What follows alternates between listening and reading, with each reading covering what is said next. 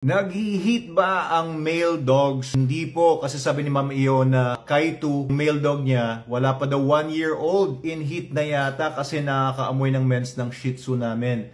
So guys, ito no, tandaan ninyo, kasi paulit-ulit ko naririnig to, na yung aso daw nila ay nag-heat daw. Tapos tinatanong ko, i-breed ba nila yung bitch nila? Tapos sabihin nila, hindi po, lalaki po yung aso namin. Guys, mali po yun. Walang male dog na nag-heat. Ang nag-heat ay female dogs lang. Okay? And female dogs get into heat or estrus sa scientific terms twice a year lang. Okay? Usually twice a year yan. May mga dogs na more frequent, maaring 3 times a year, pero usually yung mga ganung mga dogs ay hindi naman fertile yung heat period nila. Hindi magpo-produce ng mga tuta. Okay? So pagka male dogs, parang tao lang yan. Anytime, basta puno ang spermatozoa count niya or matagal-tagal na hindi alam nyo na, pwedeng dumiskarte sa sa coitus in scientific terms. Okay, so yung mga male dogs natin, maaaring as early as 6 months, pwede nang mag-sex yan, pwede na yan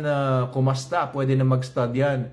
Pero usually, hindi mo na ginagamit pang stud kasi minsan hindi naman nakakabuo pagka ganun ka bata pa. Aaring nagsisimula pa lang siya talaga mag-produce ng maayos na sperms, ayos na semen quality. Pero lahat po ng mga male dogs, once na mag-start na maging sexually mature, ay anytime yan, walang araw sa buong taon na hindi magsa-stud yan.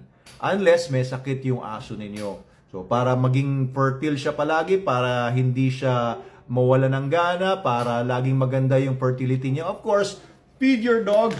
SDN, the best dog food in the multiverse. And of course, lagi niyo ipapacheck sa vet ninyo. Dapat updated ang mga deworming, ang vaccinations, walang mga parasites para kapag gagamitin niyo yung aso niyo for stud, ay hindi papalya. Okay, pero number 1 talaga nutrition, guys. Nutrition. And SDN has the highest animal materials sa lahat ng mga dog food. Siya po ang pinakamataas na crude protein content na galing sa animals, 42% minimum, kesa sa mga ibang mga dog food. Talo niya kahit na yung mga imported brands.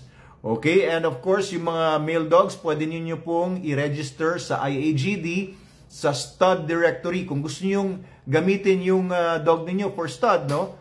Kagaya kahapon na nakausap ko dun sa Pet Expo, sa World Pet Expo sa World Trade Center, si Sir Sam Walastik, at dala niya yung aso niya si Kronos. Tinanong ko kung magkano yung stud fee ni Kronos, 100,000 pesos daw! Biruin mo, kikita ka pala ng gano'n, no? Kakasta lang yung aso mo sa ibang babaeng aso na gustong magpakasta sa aso mo.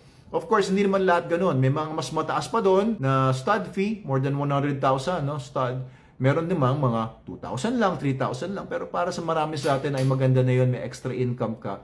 Kung meron kang male dog na gamitin for stud, lalo na kung maganda yung quality ng aso ninyo, lalo na kung yung aso ninyo ay walang mga genetic problem, na maganda talaga yung quality, maganda yung performance ng aso ninyo, pwede nyo iparegister sa IAGD Stud Directory. Okay, again, walang male dog na nag-heat.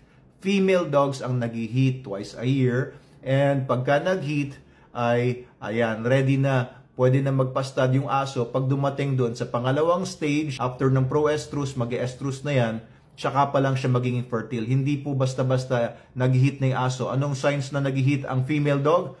Lumalaki yung vulva niya, namamaga, tapos may tumutulong blood. After na mga 9 days from the start of the bleeding, ay pwede na siyang magpa-stud. Pero may mga test po na pwedeng gawin, like progesterone test or vaginal smear, para makita kung talagang pwede nang magpa-stud yung aso ninyo. Kasi pagka pinastud ninyo, tapos hindi pa naman siya nag-ovulate, ay sayang lang yung stud, no? Nag-stud nga, pipilitin ngayon ng shooter, i-shoot yung stud dog doon sa female dog, pero wala namang mabubuo kasi mali yung timing. Okay, so dapat tama yung timing. Sa amin, sa Manalo Canine, we don't use progesterone test na, we don't use na yung mga vaginal smear. Kapag nagpa-flagging na yung aso, gumaganyan-ganyan na yung buntot ng babaeng aso, tapos na siya, receptive na siya dun sa male, alam na namin na ovulating na yung aso, pwede nang ipastud.